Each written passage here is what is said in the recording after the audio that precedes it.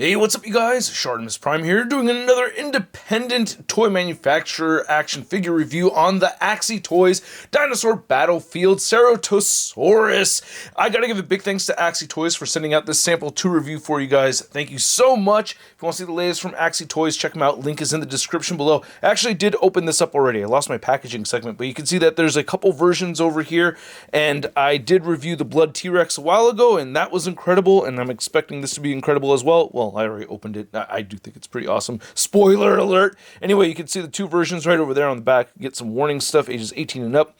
Nice looking headpiece right over there. Upside down it says Dinosaur Battlefield. Not much more at the bottom. It says Dinosaur Battlefield, and then you can open it up and you can see nothing inside. If you want to read some of this over here, you can go ahead and pause it right now. All right, let's get to it and show off the figure. But first, if you're trying to get your AxyToys, you can do so at Big! Get your big badass toys at BigBadToyStore.com. Click the link in the description below. And here's the Ceratosaurus out of the packaging, and this figure is naked and very awesome looking. Okay, look, this did arrive with everything attached to it. Now, there are a bunch of little spikes that you do have to apply to the figure, which is really not that hard. You just look at the back of the packaging and put them on there. It's not complicated at all.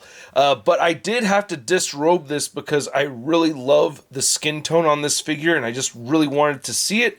And I'm showing it off right now because I did not know that this looked so awesome with all of the wardrobe removed. And there's a lot of wardrobe that I will be adding back onto this in a moment. But first, I wanted to get a closer look at the figure just like this. Now, it is tricky to get everything in focus over here, but you can just tell, look at that nose. Oh, what a beautiful nose. This looks awesome. That horn right there looks great. I love the scales and the paint applications on this thing. It is absolutely stunning. Look at those bright green eyes. I think that's a great creative choice right there. The scales, these stripes throughout, the paint details on this figure through and through are quite amazing. And the wardrobe that I'm going to apply to the figure in a moment looks really good as well. God, the inside of the mouth has some nice paint detail. The tongue right there. The teeth look great. Look at this. I love how we have these these gradient orange to brown right over there with the beige. Oh, man. You wouldn't see all this stuff if you just kept everything on there. And there is a lot of stuff, man. Don't give me, there's really a lot to look at over here. These claw hands look great. I wish we had gotten another claw hand for the left side, or the right side anyway. This is the left side. It's got 3 fingers and a thumb. Look at that. I like how this is all kind of sculpted to look like a foot almost, you know? It looks like the foot, dinosaur foot anyway. The back, while it has these ports right over here for the shoulder pads, it still looks really good. Look at these stripes, man. I just love all of the sculpted detail. I'm going to say that over and over again. The sculpted detail, the paint applications. But really, it's quite outstanding.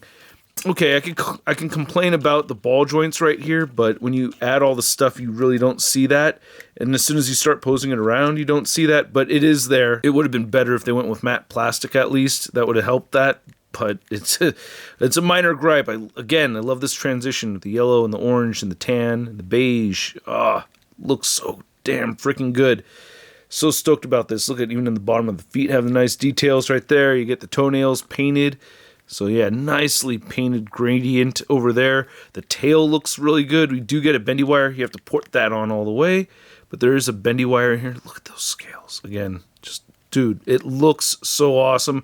I'm just really appreciating this more right now because for the most part, I had him fully armored up, you know? So I'm just really recently having fun with him without all the clothes on. It just looks, it doesn't necessarily look cooler. It's just a really nice option. Wish the color matched right there in the joints. That would have been nice. Now, as far as the accessories go, it is a bummer that he has an extra right hand, which is just totally useless. Like, you can't hold anything with this right hand. You have to use the smaller gripping hand right there. Again, the ball joints stick out a little bit. On the left side, he has the claw hand, and then he has a weapon holding hand over here as well. I'm not the biggest fan of this monstrous shield. It looks great. Don't get me wrong. The cast iron look and the paint applications are phenomenal. Like, everything about it just looks incredible. It's just so freaking big, man. It's just an enormous accessory that it just feels like it, I don't know, it's just a little out of hand when you get him holding it and everything, but I love how this looks. God, that looks so freaking cool. The details. The details! I've got some marrow in there, too. Look at that. And you do have to assemble these pieces together, which is not hard to do at all. You have this great-looking dagger. Great looking blood on it, all the nicks and everything. Jeez, man. This is, I feel like this is an action figure maker's dream right here, to just go absolutely full bore, no stop at all, and just going nuts on everything. I felt that way about the Blood T-Rex that AxyToys did, and I feel that way about this one too. It's just like, no, I want to do all this shit. Look at that. I even want a little dangly chain thing with a hook at the end of it. Why? Because I wanna. That's what it just looks like to me, and it's freaking awesome. You do have to heat up the hands to get him holding some of these bigger weapons, so that is a downside, I guess, but not really. To take all the clothes off, you gotta remove the feet, hands, and the upper torso right here, which was not hard to do at all. I didn't even need to heat anything up.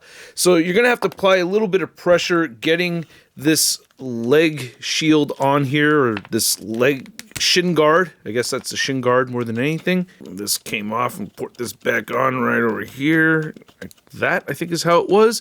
Then just put the foot on right there. Ooh, did I scratch stuff? There's this loin cloth and then the belt. Put that on. Slide this on. That on. You want to watch out for the spikes on some of these. I already have the cape detached. Then putting the shoulder pads on. You definitely don't want to lose this right over here right as I drop it. So weave that through the plastic, weave that through the fabric, and it just ports into the back right over here. Boom! And that's pretty much all the stuff that he has with him. I mean, of course, you got to put the spikes on and everything, but there's also the necklace piece that we could add right over here, which is really neat, even though I wish it had a little bit less string there so that it could be a little bit more hiked up over here like that.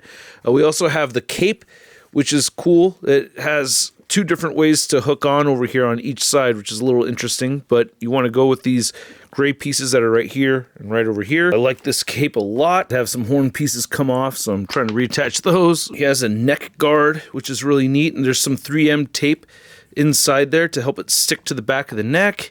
Then we have the helmet right here, which is pretty cool with that massive horn.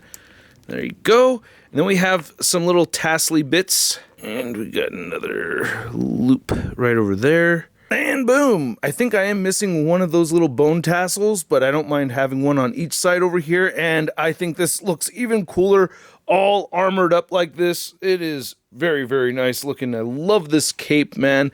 I love the dirt paint right over here. You get brown paint. It's all torn up, and you get the bendy wire on each side so you can add motion. This still pops off on me occasionally. It could be frustrating.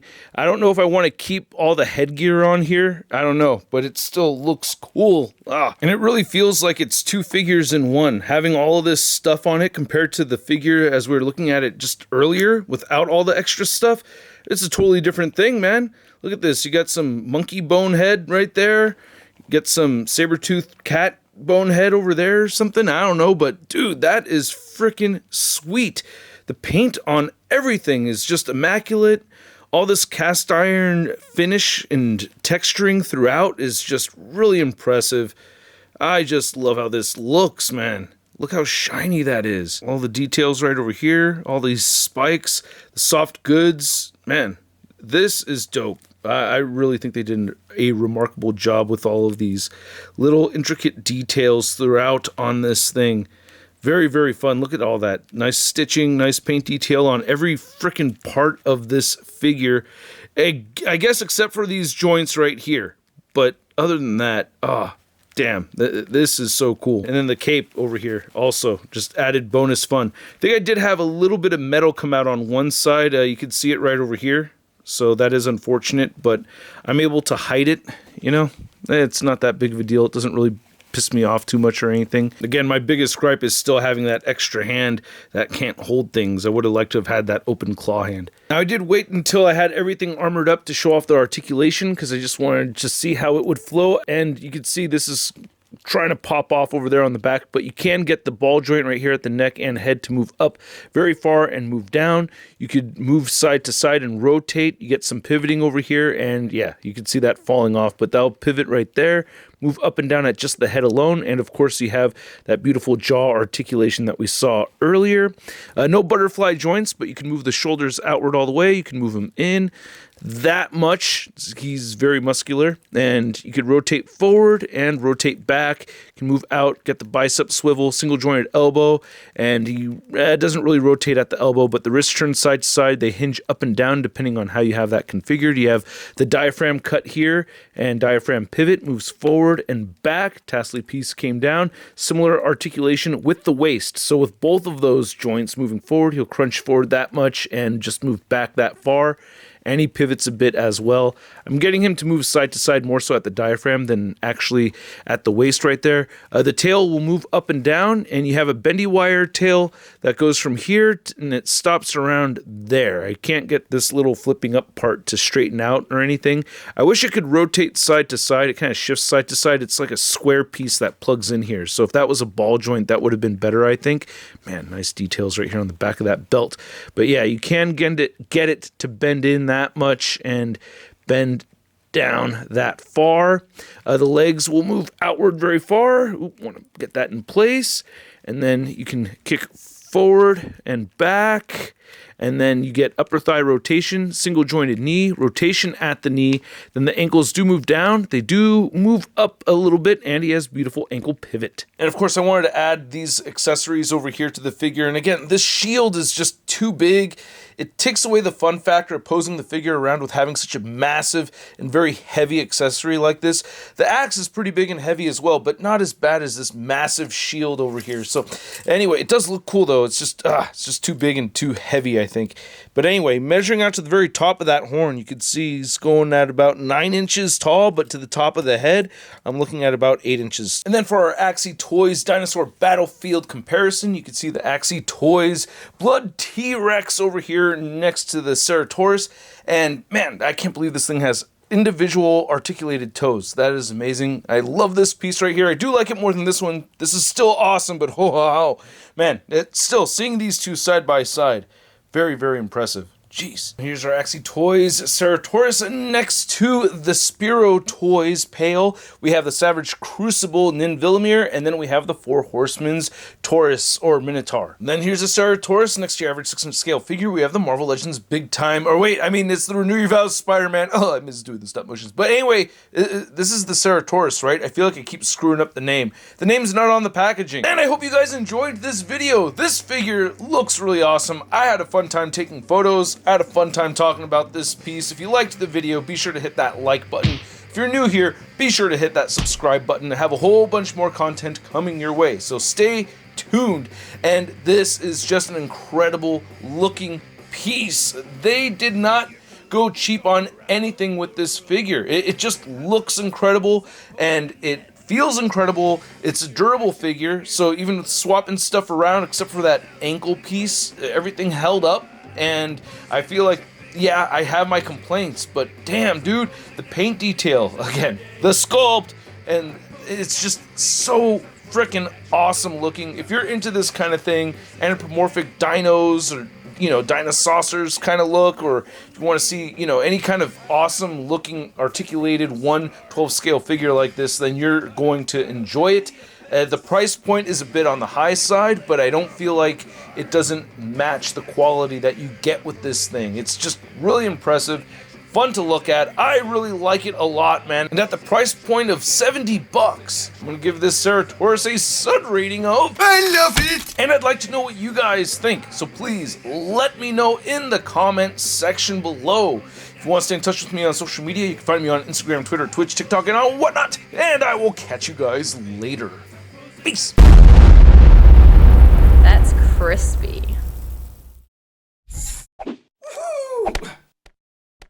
Hey, new ShartimusPrime videos. Hey, you should click one. Yeah, click on one of them. Or subscribe if you haven't.